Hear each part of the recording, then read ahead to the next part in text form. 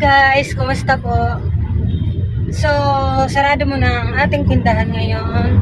Today is Sunday, March 15, 2026. So, pupunta muna kami sa aming bahay dahil may kukunin kaming mahalaga. So, ayan, dahil nga nadagdagan yung ating obligasyon. So, ngayon natapos na kasi puro kasi kami palakad dahil malayo kasi wala na tayong time kung maglakad-lakad kasi nga busy din kasi kami guys dahil ayan may mga pasok ng aking mga anak kaya pinalakad na lang namin sa attorney. So ayan, papunta na kami guys, kaya samahan nyo kami guys. Ayan, si partner nag-drive, sama ko ang aking anak. Ayan, papunta muna kami guys para ayan, may kukunin din kasi kami doon sa bahay bukod doon sa attorney na kukunin na. Yan guys, maganda talaga magbiyahe pag linggo. Kaya inagahan namin, malis kami 7 o'clock ng umaga.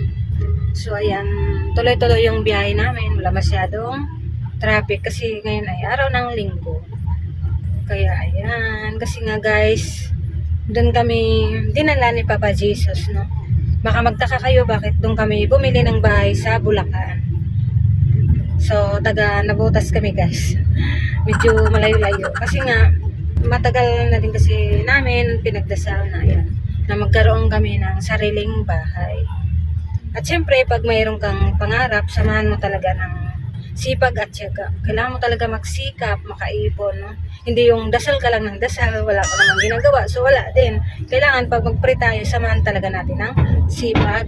Kasi nga guys, may kasabihan na sa Diyos ang awa, na sa tao ang gawa. Kaya nasa atin talaga kung paano natin abutin ang ating pangarap. Hindi yan sa swerte guys, kundi sa sipag at diskarte natin. Kaya ayun guys, sa awa ng Diyos, natupad yung ating pangarap. So, doon nga lang kami dinala sa Bulacan, yung bahay namin doon. Kasi nga guys, nung nag-pray ako, nung pag-open ko ng FB ko, no? Kasi nga guys, may nagtanong sa amin kung paano ba namin nalaman na may binibintang bahay doon sa Bulacan.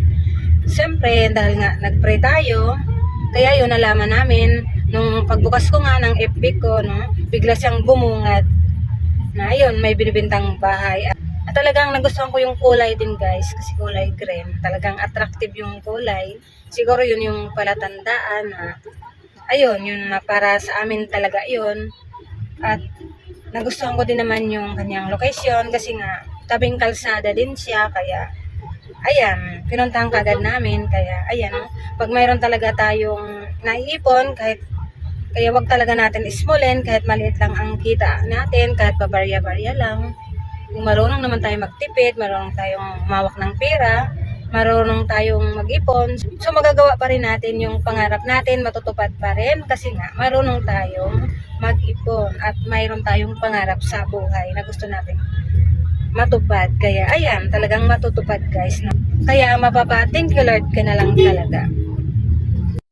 Hindi talaga ganun kadali din guys makapag-ipon, lalo na marami din tayong mga bayarin, di ba? So pag gusto mo talaga na matupad yung pangarap mo, talagang pipilitin natin na matupad gaano kahirap. Kasi guys, ayun nga, marami kaming isinakripisyo. Kahit gusto namin may pupuntahan kami, so marami kaming tiniis na hindi mo na pwedeng gumastos dahil nga mayroon kaming pinag-ipunan. Hindi naman kasi ganun kadali na may gusto kong bilhin ay mabibili mo kaagad, na tulad nga natin na ayan, hindi naman pwede natin kunin lahat yung bintas ng tindahan. Hindi naman natin pwedeng galawin lahat. So kumukuha lang naman ako doon ng sapat na ayun, sinasahuran ko nga yung sarili ko para yun yung may dagdag sa ipon namin at saka sa sahod ni partner pag may matira.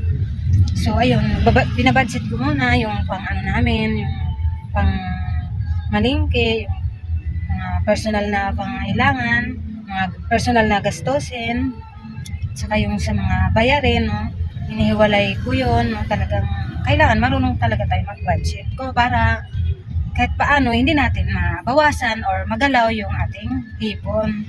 Kaya ayun, kailangan hiwalay-hiwalay natin. So, yun yung ginawa ko guys para malaman natin kung magkano na yung naipon natin na hindi natin ginagastos. Ibang ipon yung mga para sa mga bayarin. So, yun yung ginawa ko. Kahit sa maliit na kita natin, na gagawan pa rin natin ng paraan dahil siyempre hindi lang naman tindahan, kailangan madiskarte din kasi tayo, no? Kung ano yung hanap sa atin ng customer natin, so idagdag natin ng paunti-unti sa ating tindahan para kahit paano madagdagan din yung kita ng ating tindahan. So yun lang yung discarding gawin natin sa ating tindahan para dumadami yung ating mga soki at lumalaki din yung ating benta, di ba guys? So, yan guys, medyo malapit na rin kami. Maganda din kasi guys na mayroon tayong sariling sasakyan para ayan, di hassle sa mga ito kasi ang kagandahan din pag mayroon tayong sariling sasakyan, no? Hindi hassle pag mayroon tayong pupuntahan at kung ayan, pag umuwi kami sa bahay, tuloy-tuloy yung aming biyahe. Kasi di tulad dati guys, talagang hirap din kami mag-commute.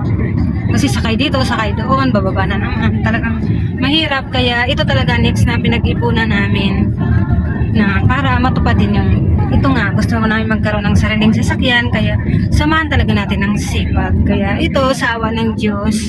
Kaya thank you Lord talaga dahil ito, di na kami nahirapan.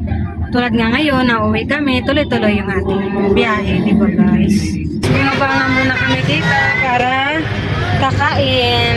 So yun, nakpili ka ng ulam mo na sa kambingan. Nakalak na yung ba, yung sasakyan? Ano sa'yo, lamin?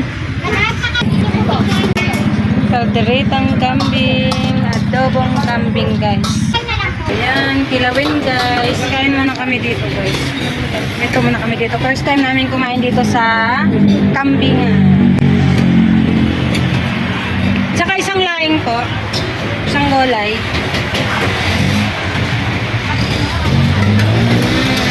Hello guys, dito na po kami sa may Star Mall. Kasi dito kasi abot sa amin ni attorney yung pinapalakad namin sa kanya. Inantay lang namin si attorney guys kasi on the way pa lang daw siya. So ayan, dito namin siya inantay bago tayo uwi sa bahay dahil may kukunin din kami sa bahay, mga bells. Yung pinalakad namin sa attorney guys kasi nga wala kaming time, magpabalik-balik dito talagang pagod no kasi malayo din kasi. Kaya pinalakad na lang namin sa attorney ang tax declaration. Kahit may sarili tayong bahay, may babayaran din tayong tax. Kaya ayan, pinalakad na namin. So, ayan. Kaya inantay lang namin siya para makuha namin yung tax declaration namin. Ayan, masaya na dahil buong isang taon naman yung guys na binayaran namin. So, medyo magastos nga lang kasi pinalakad siya. Pero, okay lang naman. At least, di naman kami napagod. So, kailangan lang talaga gastusan. So, yan guys, aantayin lang namin. Ayan na si attorney guys. Yan guys, nandito na nga yung palakad namin. Tax declaration, bayad na. So, ayan guys, ito na yung tax declaration. Isang buong taon na rin naman to guys. So, bayad na tayo ngayong taon ng 2026. Sa sunod ulit, diba? Sunod ulit, ipalakad din namin siguro ulit kasi ang hirap. Ang ginastos namin nito guys, nung una, 6,000. So dahil nga may inayos, dahil nga may inayos, may problema, so nagdagdag lang kami ng 1,000. So ang gastos namin dito sa pagpalakad sa tax declaration ay 7,000 lahat guys. So ayan. Pero okay lang, at least wala naman tayong kapaguran dahil pinalakad lang namin sa attorney.